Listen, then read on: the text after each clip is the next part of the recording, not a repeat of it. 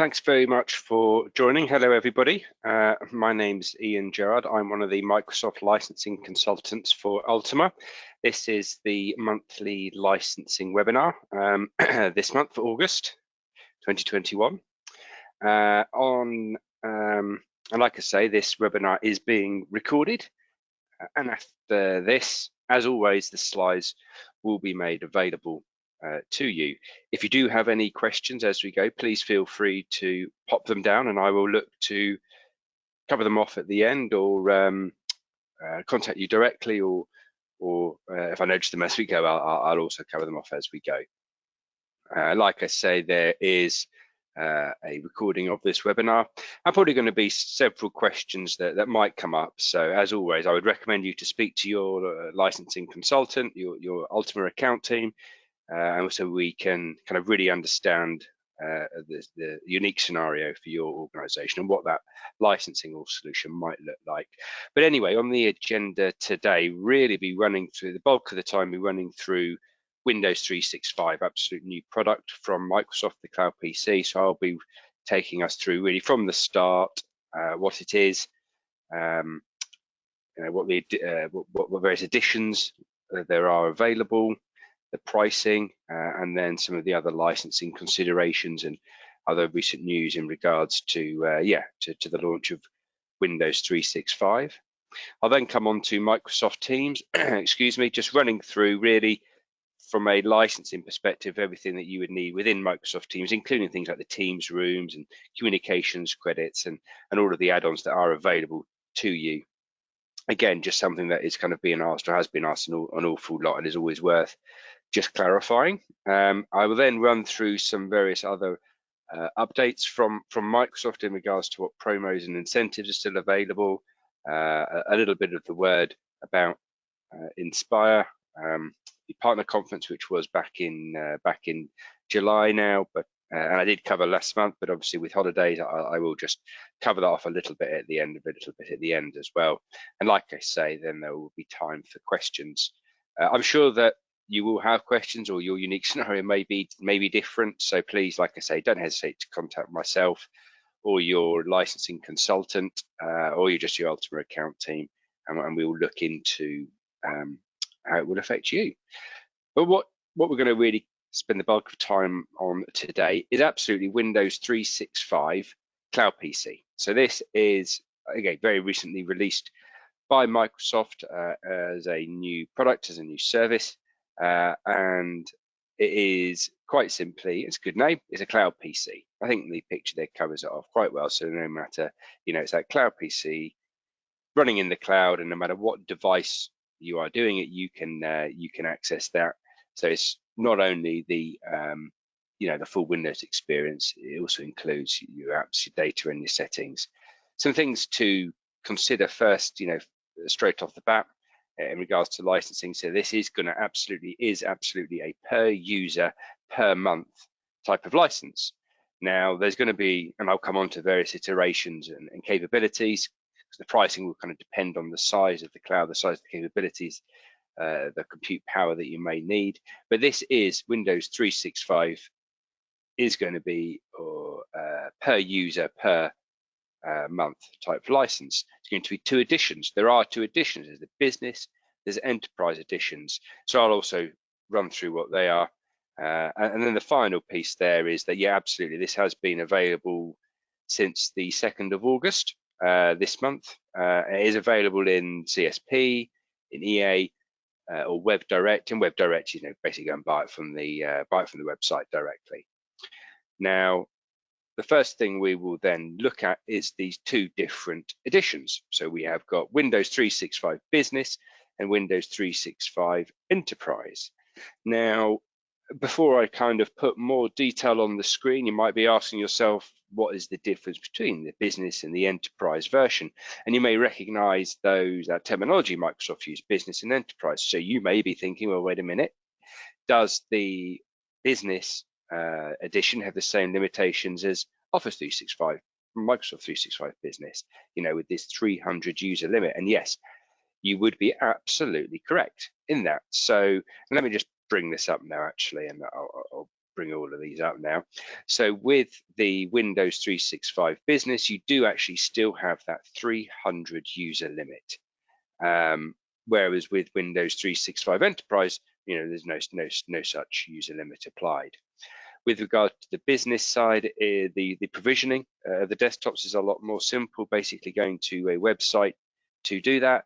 So very much optimized for kind of smaller customers, whereas with Enterprise, you get that full kind of management and security piece. Basically, if Endpoint Manager is a thing within your business, then Windows Enterprise will kind of slot it, be more seamless from a management perspective.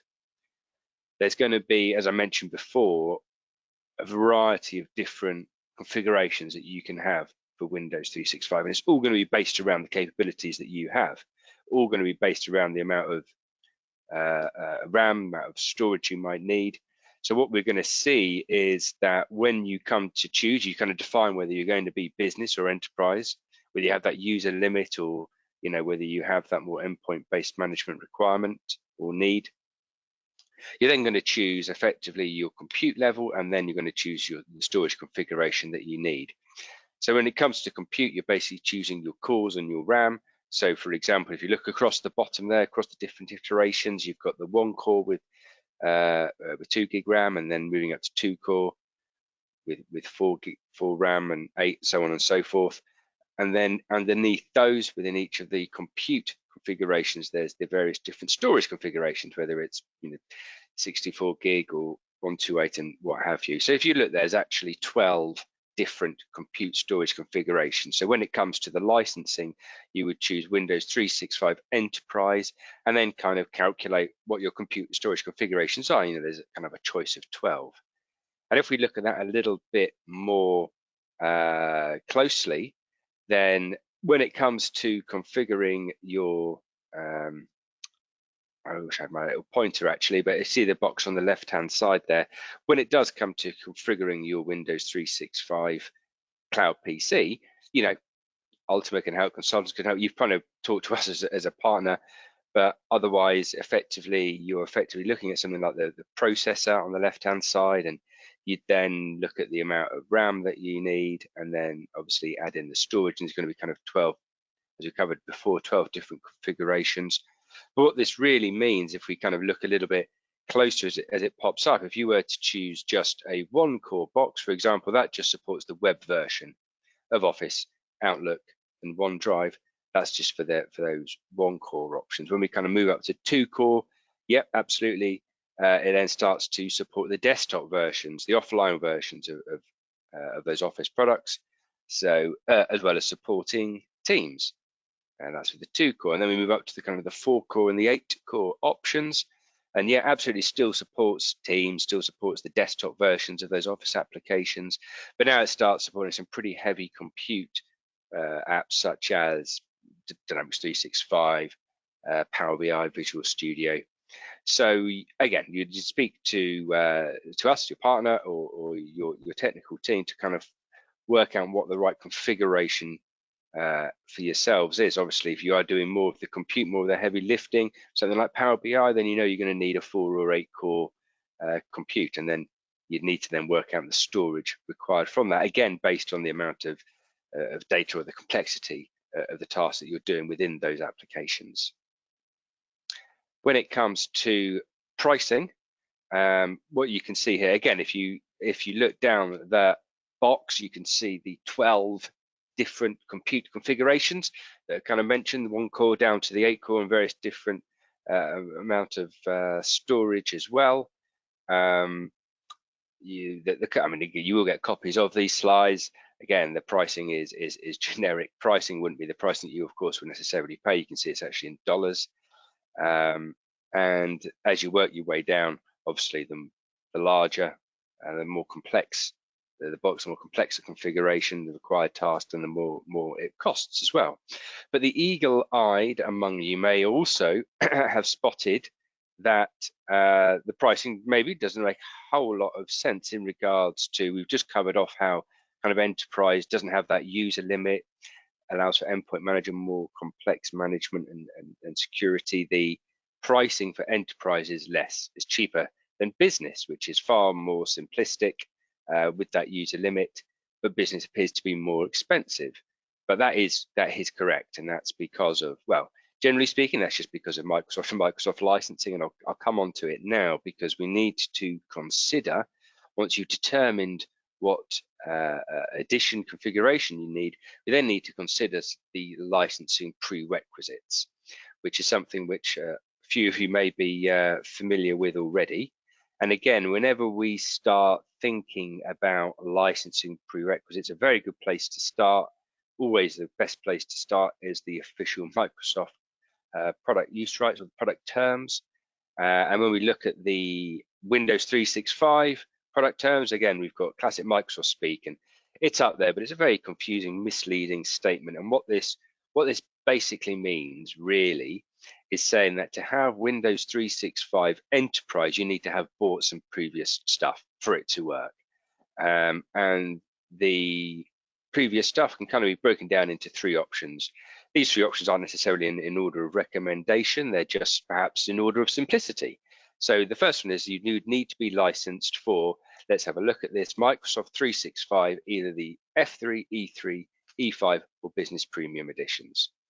Okay, so that would be a licensing, one of those licenses would have to be procured for Windows 365 Enterprise to work, to receive that cloud PC on your device, on any device.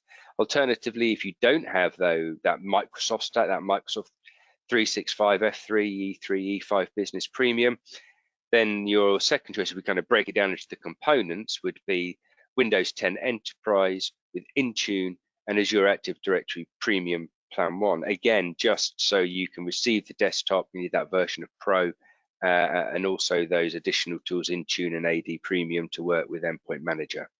Now, when we talk about, it's worth covering off, when we talk about Windows 10 Enterprise, you need a Windows 10 Enterprise E3 license as a prerequisite. You need to bear in mind this also means you're basically saying that primary user, that person, that individual has that license, has a fully qualified operating system. So that means they have Windows Pro and their own device. That's what it means. So the third option would be, well, wait a minute, what if the user uses a thin client? You know, they don't have a primary device. Well, in that case, that's when you would buy a VDA subscription, VDA E3, and then you'd still need Intune and Azure Active Directory Premium Plan 1.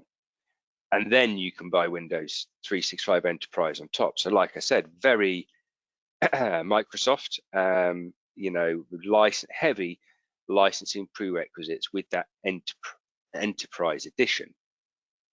And then if we just quickly complete the picture when it comes to the Business Edition licensing prerequisites, we can actually see that the Windows 365 business licenses can be assigned to any user. So suddenly that pricing makes a lot more sense. So although Windows 365 Business, when compared to Windows 365 Enterprise, you know, Windows 365 Business is more expensive. Well, that's because actually there's not much more licensing prerequisites required with the business, whereas with the Enterprise, to be honest, there's a few hurdles. There's a bit of cost to jump through there, but that would get you what you would need. Then you might go on to the website and then be similarly confused by the fact that on Microsoft's website, we're just going to check this out, they suddenly start referring to Windows 365 Basic, Standard, and Premium. So what's this? Is this some more options? No, this is Microsoft just trying to simplify, but perhaps confusing a little bit. This is what they call the signature SKU. So these are just three examples of how, well, if you're generally speaking, if you are a smaller customer, a very common configuration might be the 2-core with 4 gig of RAM.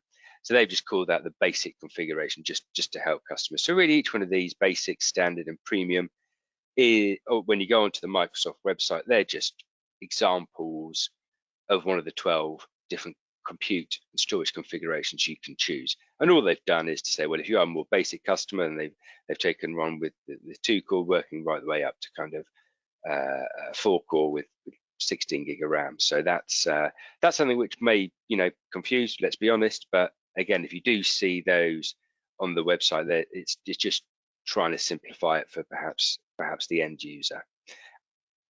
Right at the start, like I say, when it comes to kind of figuring out your own configuration, you can of course do it yourself, or contact us as a partner or your licensing team, and we can help determine that for you. So actually, before I move on to, there is some other news that's definitely worth considering here. Lots of people have been asked, well, I say lots of people, the conversations that I've had, the subject of Azure Virtual Desktop has come up. So so you've got Windows 365 as a cloud PC, which is very similar to Azure Virtual Desktop. So what's the difference? What's the scenarios between the two? And again, one thing I would say is that the Azure Virtual Desktop is more of a platform as a service. It's charged through consumption. So it would deliver, the desktop securely, but it could also similarly deliver secure apps and that full platform piece, whereas Windows 365 is just the delivery of the desktop only, far more simpler of a solution. Also, it's been incredibly, launched on the 2nd of August. It has been incredibly unprecedented, Microsoft's terminology, interest in this wonderful new product of theirs. So there's been genuinely, there's been an unprecedented amount of requests for trials. So much so that the trials, if you do start, I'm sorry to say, if you try to sign up for a trial today, Microsoft actually paused it just as they try and cope with the amount of requests. There is a form where we can, a form you can kind of fill in and say, hey, well, as soon as the trial comes back, please notify me, and then you will get accepted onto that.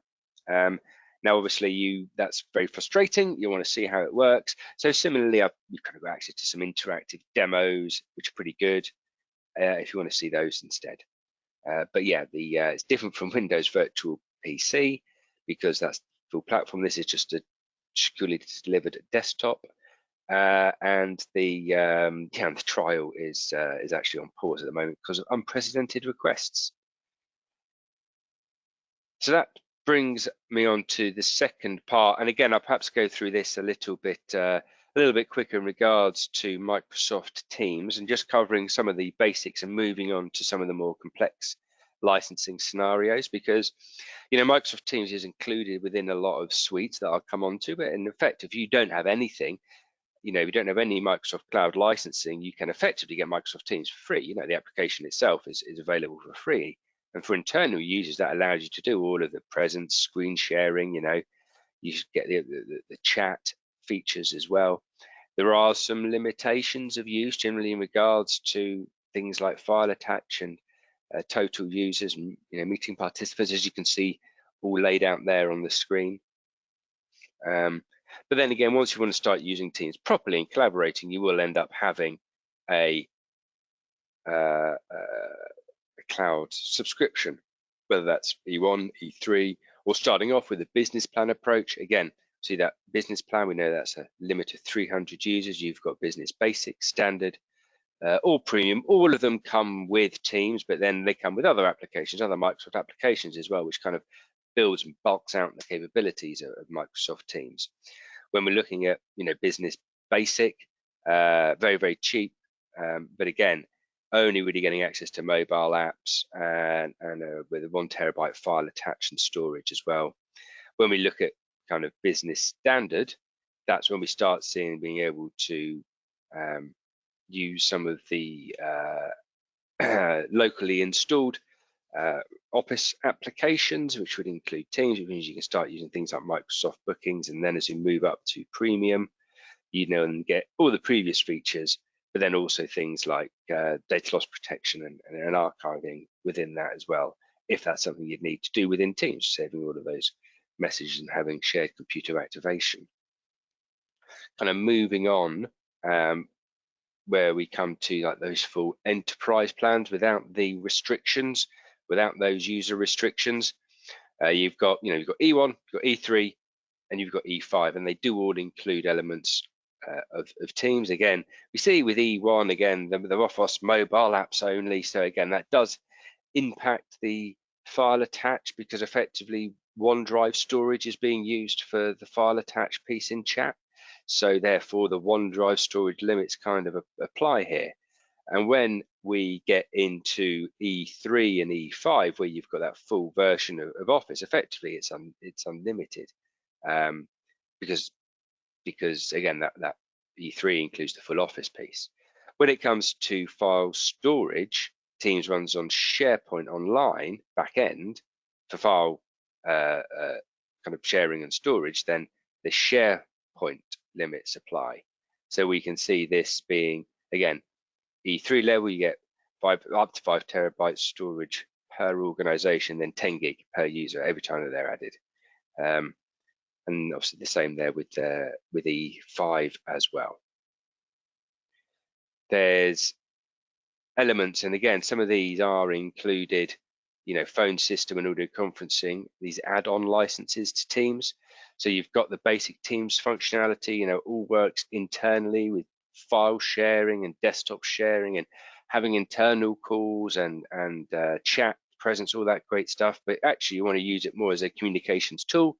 So you want to start going outside of your organization, you want to start hosting live meetings or having external calls or conferencing, most likely.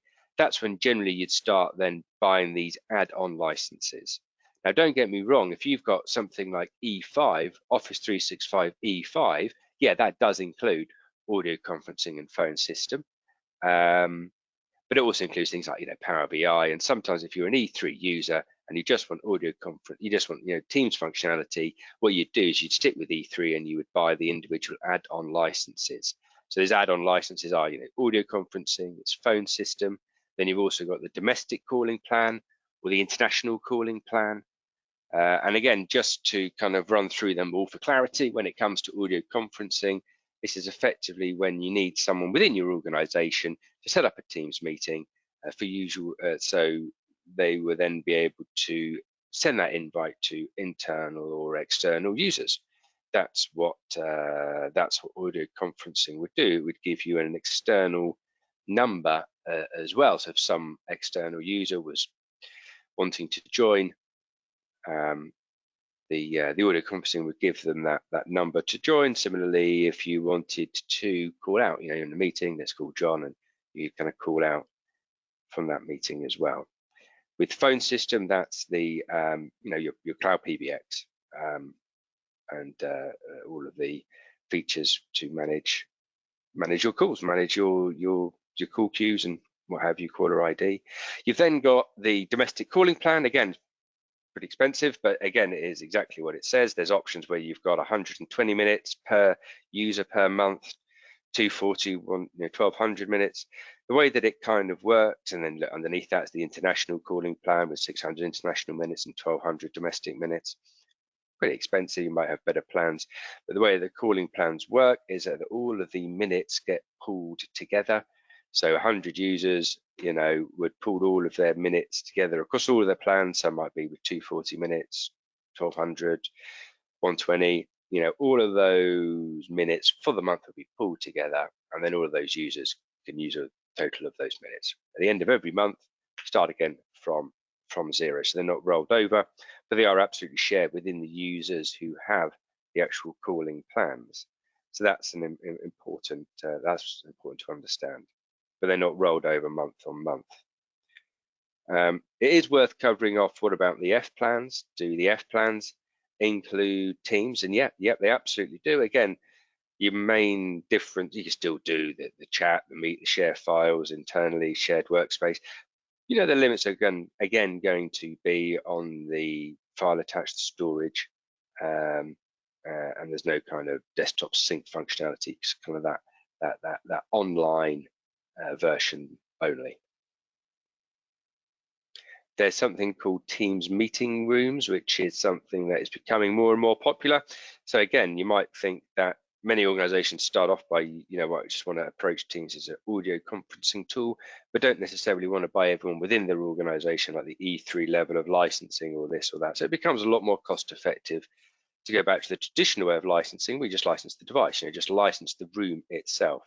Teams Room Standard, Teams Room Premium, both kind of a single license, self-containing all of the other licensing components that you would need. So specifically Teams, Skype for the on-premise piece, audio conferencing and phone system, as well as Intune to manage that meeting room device. And then with Premium, you get the added management license as well as a kind of a managed service. Teams Room Standard, yeah, getting more and more popular. So when people kind of standing up, moving to a particular room, conference room, what have you, to do the meeting, and rather than every individual having to have their own subscription. Communication credits, and again, you will get a copy of these slides. I think it was important to write down the details so you can run through it, in your own leisure, and please ask us about this, but communication credits really are highly recommended because you will need to set up communication credits, I would say. Well, let's go back to that scenario within the month of all of those users having all their minutes pulled together, and then after a while, all the minutes get used up. Now, if you don't set up communication credits, you will be disconnected. So what you have to do is you set up communication credits, you kind of assign them to audio conferencing or to the phone system as well, and then you might even potentially kind of align the calling plans. So the way that it would work is you would add these toll-free numbers, and then you would never be cut off during either a conference call or an external call. You can then kind of set it up to say, well, we would, once you reach this particular limit, it would trigger an auto recharge to kind of fill the pot back up again. So you would, decide what the amount is to add to a particular account, at what point it should auto refill the account, what amount that should be, and then that trigger amount is, oh well, actually, if this balance if we ever go below 20 minutes left, then we need to buy another 50 minutes or top it up by 50 minutes within that month. Now, with communication credits, you do need to, like I say, generally set up with a credit card, and you might have a balance running on there so it can be immediately refilled so you never lose connectivity.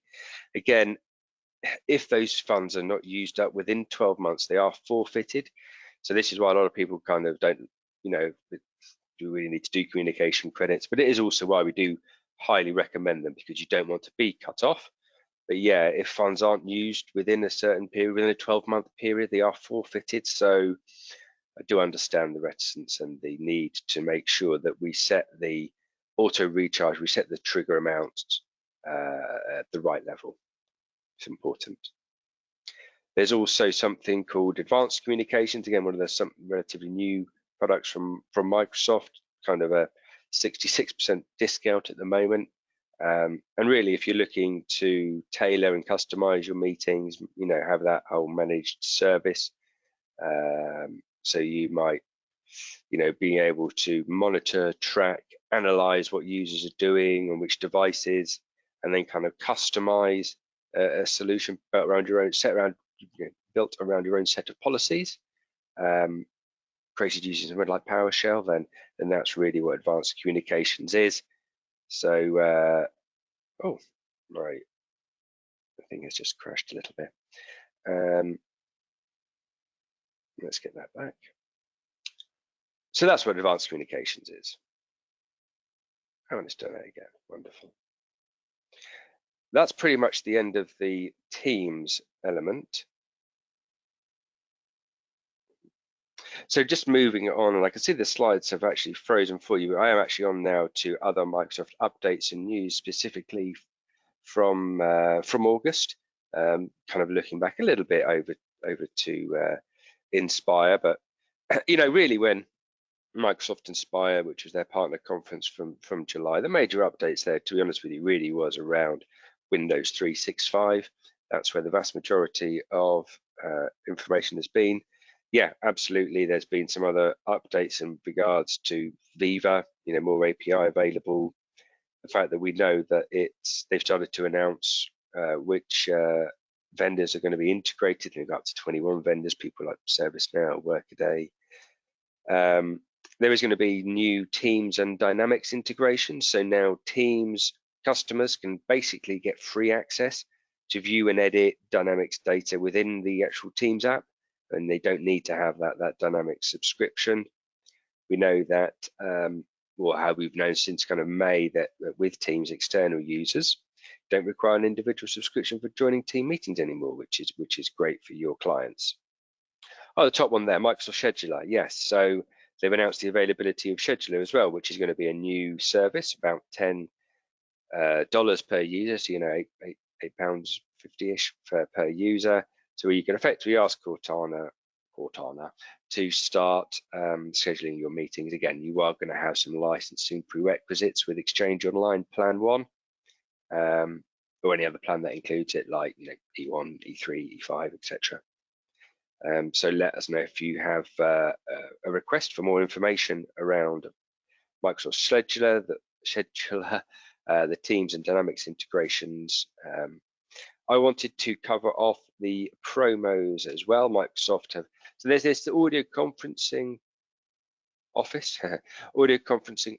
that should say, which basically means that, and initially it was announced and it was going to expire in March 2021. That was extended to June, extended to the end of August, and it's now been extended to the end of December. Whereas if you are a organization who don't have any investment in Microsoft Teams, they don't have any of the Microsoft 365 plans basically, so not a huge amount who qualify, but if that is you and you don't have any cloud subscriptions, then we can get you the audio conferencing for all of your users, unlimited users, free for 12 months. Similarly, if you are interested in perhaps the meeting room standard, there's also a 30% discount currently in market until the end of December. Again, some restrictions applying regarding whether you've already bought those licenses already or not. And then look, yeah, Power Apps, the Power Platform is still a big strategic push from Microsoft. They've extended the Power Apps 70% discount until the end of September, which is great. Power Apps, Power Automate, Azure Power Virtual Desktop, similar to Windows 365, although not, all very much hot topics at the moment, and something that I'm also happy to go into more detail with as well, if you'd like. So that really brings us on to any questions. I'm not sure if there have been any, but please let me know if you do have any. Yes, Chris, absolutely. You get the full deck, and like I say, this has been recorded, and my wonderful marketing team will be sharing the recording afterwards. Like I say, my contact details are on there should you want to ask me any specific questions. Please contact your aligned licensing specialist, or please come to me. Not a problem at all. We'll find out who your correct contact is. Hopefully it's me, or your Ultima account team, or Microsoft directly, or whomever. Then we'll be more than happy to help. But that's the webinar for today. Thank you very much for your time, and yeah, have a good rest of the day. Thank you.